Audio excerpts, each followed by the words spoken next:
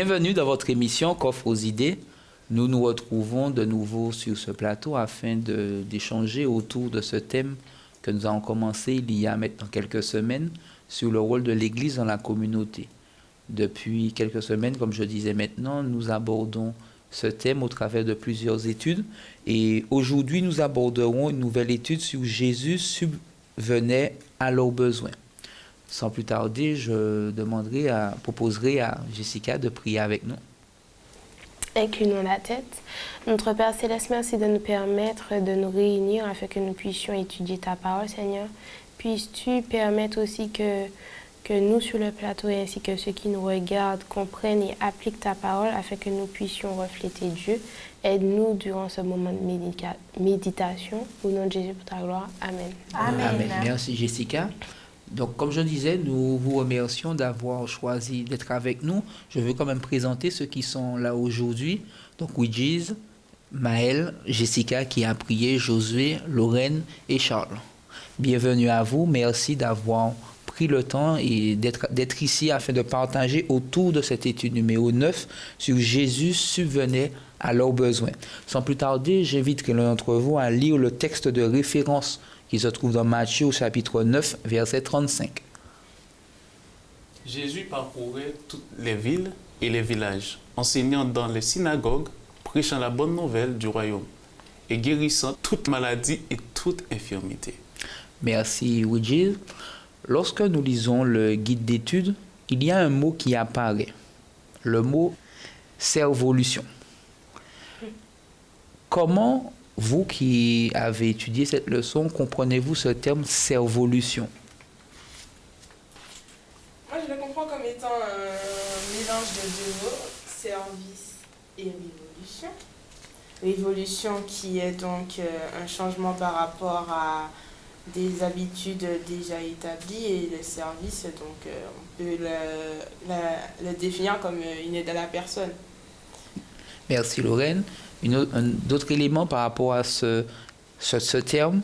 Eh bien, la capacité de Dieu, par exemple, de Jésus ici-bas à servir les autres, était une révolution. Et est toujours une révolution. Alors, en quoi effectivement peut-on considérer le ministère de Jésus comme justement une servolution? Alors moi j'ai envie de faire le parallèle entre le monde d'aujourd'hui et l'époque où Jésus il arrive sur terre. Quand on considère l'époque où Jésus arrive sur terre, c'est un peu du chacun pour soi. Ton voisin est en galère, mais il est en galère et à l'époque on considérait qu'il était en galère parce qu'il avait péché, c'était la malédiction de Dieu et c'était le résultat de son péché. Aujourd'hui, on ne va pas considérer que c'est qu'il a péché parce que on est devenu c'est un monde assez compliqué. Mais par contre, on va continuer, c'est tant pis pour lui, chacun pour soi et puis voilà. Quand Jésus il arrive et qu'il se met entre guillemets à prendre soin des autres, qu'il se met à écouter les autres, à considérer les autres, à compassionner les autres, ben forcément, ça fait une révolution parce que c'était du jamais vu à l'époque. Forcément, ça attire l'attention. Aujourd'hui, le fait de faire comme Jésus, de suivre son exemple, doit aussi être une révolution dans le monde où on vit, où c'est chacun pour soi. Merci Josué. Je veux même ajouter parce que à l'époque, en fait, les gens n'aimaient pas leur ennemi et n'aidaient pas leur ennemi. Jésus, lorsqu'il vient, il nous a dit, nous devons aimer nos prochains, mais aussi aimer nos ennemis. Donc on voit qu'il y a une révolution là. On voit que Dieu nous demande à servir nos prochains, ceux qu'on aime, et aussi nos ennemis, à les aimer, à être là pour eux, à les protéger, à ne pas les juger. Donc on voit, quand Jésus est venu sur terre, il a apporté cette révolution dans la manière de servir les autres. On voit même les gens qui le crucifiaient, il les aime, il demande pardon à son papa pour eux. Père, pardonne-leur, parce qu'ils ne savent pas ce qu'ils font. Donc, c'est ce que Dieu nous demande aujourd'hui. D'accord. Charles? Non, mais après ça, vous venez de dire, je viens d'entendre, j'ai un big problème avec le mot servolution. Non, parce que je me dis, qu'est-ce que Dieu a dit dans sa parole lorsqu'il a donné les 10 commandements? Il y en a 10. Tu aimeras ton prochain, tu dois tout faire. Et là, on parle de service et révolution. Ça veut dire qu'en amont, nous n'avons pas respecté ce que la parole de Dieu désirait pour chacun de nous. Et que c'est pour ça que ça me dérange. Si je dis pas ça me dérange dans un sens où il ne faut pas le faire. Mais est-ce que quand nous voyons ce mot, est-ce que nous nous remettons en cause vis-à-vis de notre fonctionnement? C'est-à-dire ce mot, je pense, devrait nous permettre déjà, en premier lieu, de voir que nous avons erré pendant longtemps dans notre égoïsme, dans notre manque d'humilité. Et aujourd'hui, Christ nous demande à revenir à lui. C'était ça l'objet de ma deuxième question, puisque Ouidjiz et Josué qui ont pris la parole disaient qu'à cette époque, il y avait véritablement un fonctionnement complètement différent de ce que Jésus proposait. Jésus a bouleversé finalement l'ordre établi. Jésus a bouleversé la manière de fonctionner. D'ailleurs, Jésus dira, je ne suis pas venu pour être servi, mais pour servir. La question, c'est qu'aujourd'hui, comment l'exemple de Jésus, comment voyons-nous l'exemple de Jésus? Est-ce qu'aujourd'hui, c'est une méthode que nous pourrions adopter aujourd'hui?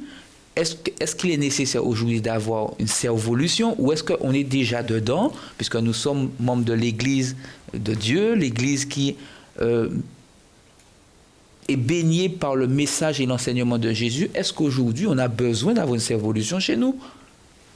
Alors, pour répondre à Charles, Dieu est venu rétablir la vérité. Pendant un certain temps, enfin jusqu'à présent, nous avons tendance à comprendre d'une certaine manière ses Écritures. Et sa volonté, on prend ce qu'on aime dedans. Donc, vu que, au temps des Juifs, je crois, l'homme avait... Enfin, les Juifs se sont sentis la race aryenne, celle qui avait la vérité. Ils se sont peut-être laissés entraîner dans une mauvaise compréhension des Écritures. Donc, il était venu rétablir la vérité, d'où le fait que ce soit une révolution à cette époque. Aujourd'hui, elle continue d'être une révolution parce que nous sommes pécheurs avant tout. Et même si nous avons la connaissance des choses comme les Juifs avaient la connaissance des Écritures, tant que Dieu ne fait pas cette révolution dans notre chair et dans notre corps, nous n'arriverons pas. Et c'est un combat tous les jours, perpétuel et quotidien. Donc, même si je sais que la Bible dit ça, ce sera tous les jours qu'il faudra que je fasse une révolution dans ma vie et sur moi-même. D'accord. Moi, je dis aussi que le service compatissant de Jésus qu'on a pu observer dans cette leçon a entraîné la survolution par rapport à la position que nous devons obtenir pour notre salut, donc c'est-à-dire le royaume de Dieu. C'est-à-dire que Jésus servait, peu importe les personnes selon leur catégorie sociologique ou autre, mais le but final, c'était qu'ils obtiennent une place au royaume de Dieu. Donc je me dis aussi que nous, à notre tour, certes en pratiquant un service de compassion, autre comme on a pu voir dans la leçon avant celle-ci, nous devons avoir toujours cet objectif qu'est le royaume de Dieu. Alors, quelle forme pourrait prendre justement cette manière de fonctionner dans nos vies de manière personnelle et dans la vie de l'Église? Je reviendrai à ce que je disais tout à l'heure. Cette révolution déjà doit commencer par comprendre ce que Jésus souhaite déjà. Que nous soyons vraiment au service des autres afin de les amener à lui. Il n'y a rien de nouveau. Ce n'est pas un truc exceptionnel. Le problème qu'il y a aujourd'hui, c'est écrit dans les textes. C'est là, nous le voyons, c'est écrit dans la Bible, c'est écrit, je dirais, dans les doctrines de notre institution. Mais que faisons-nous des Écritures de la parole de Dieu? Est-ce que nous la mettons en pratique? Il suffirait simplement, des choses simples, de les mettre en pratique, c'est-à-dire être à l'écoute de l'autre. Et nous avons vu la semaine dernière, être compatissant, écouter leurs besoins. Mais le plus souvent, nous nous cachons, je dirais, derrière, un organisme. des fois, c'est vrai, au niveau de l'église adventiste, il y a ADRA, il y a le Secours adventiste, mais des fois, est-ce que nous ne nous cachons pas derrière ces institutions pour ne pas faire de révolution? C'est-à-dire, la révolution, pour moi, c'est-à-dire c'est chacun de nous qui passons réellement à l'action pour que le Secours adventiste, pour ADRA fonctionne. Et le plus souvent, on se dit, je donne 2 € à ADRA, je donne 2 € au Secours adventiste, c'est fait. Mais c'est pas ça. La révolution, c'est mettre ma personne pour le service. Alors, qu'est-ce que vous pouvez dire par rapport à ce que Charles vient de dire? Moi, je partage parfaitement. Quand on reprend l'exemple de Jésus, c'est pas l'association Jésus qui intervenait dans la vie des gens, mais c'est bien la personne de Jésus. Aujourd'hui, c'est vrai qu'on a, entre guillemets, la chance d'avoir plusieurs associations, ADRA, Secours adventiste, mais aussi plein d'autres associations n'appartenant pas forcément à notre Église. Maintenant, ces associations-là sont censées être un plus par rapport à ce que chacun d'entre nous avons à faire et non pas remplacer ce que chacun d'entre nous avons à faire. Et c'est ça la différence. Quand on se cache derrière « Ah, mais j'ai déjà donné des denrées, de l'argent, des vêtements, etc. à ADRA ou à toute autre association », c'est bien, mais qu'est-ce qu'on a fait pour les autres, personnellement? D'accord. D'où notre mission qui est d'aider les autres. C'est ça notre mission. C'est d'aider les autres, c'est d'aller vers les autres, c'est d'apporter ce que cette société ne peut pas apporter à cette personne. Mais puisque nous sommes des disciples de Christ et nous savons c'est quoi de servir les autres, donc automatiquement nous devons aller vers les autres pour les servir, aussi pour les ramener à Christ, pour les permettre de voir qu'il y a quelqu'un qui est disponible pour eux, qui est Dieu, qui peut les aider. Donc, c'est notre mission qui est d'aller servir les autres. C'est notre mission. Est-ce que vous vous rendez compte qu'on doit passer notre vie à tête au service des autres? C'est peut-être beau de le dire, mais je me rends compte que ça fait 21 ans que je n'ai rien fait, entre guillemets, parce que finalement, quelle a été ma contribution jusqu'à présent? Et c'est peut-être ce que chacun d'entre nous pouvons nous poser actuellement à travers cette leçon. Et en fait, on est tellement pris par nos affaires du quotidien. Bon, qu'est-ce que j'ai fait demain? Qu'est-ce que j'ai fait de mon avenir? Finalement, nos questions se retournent vers nous, ce qui est essentiel puisqu'il faut bien qu'on vive. Mais je n'avais pas compris la mesure des choses que finalement, malgré que je dois me préoccuper de ma personne, ma vie est de servir les autres.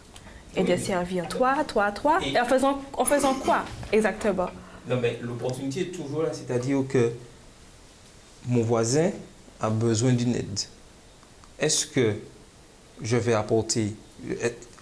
faire cette aide par moi-même ou est-ce que je vais chercher qui s'organise pour apporter cette aide-là? Mais même pas, pire encore, on ne sait même pas si le voisin a besoin d'aide. Non, mais si on suit la leçon depuis le début, nous avons une évolution. Et c'est là le deuxième aspect que j'ajouterais dans le mot servolution. C'est qu'il y a une évolution pour aller vers ce que Christ nous appelle. Je pars d'un point zéro, c'est-à-dire péché, je sors du péché, Christ me sort de là où je suis, et maintenant, il y a l'évolution, c'est que je puisse me rapprocher le plus de lui en étant une image, en étant le reflet de l'image de Jésus aux autres. Et ça aussi, ça fait partie de la évolution. Et on voit ce que Jésus a fait. Jésus pouvait rester au ciel, rester dans son office, rester dans son bureau, pour dire, bon, je ne vais pas sauver ces personnes-là, parce qu'ils ont péché, ils ont désobéi. Mais il est allé, et on voit aussi que Adam et Ève, ils sont allés cacher. Jésus est allé vers eux. C'est ça notre mission. D'aller vers les gens qui sont qui ont des problèmes, qui ont des difficultés. C'est ça notre mission. Et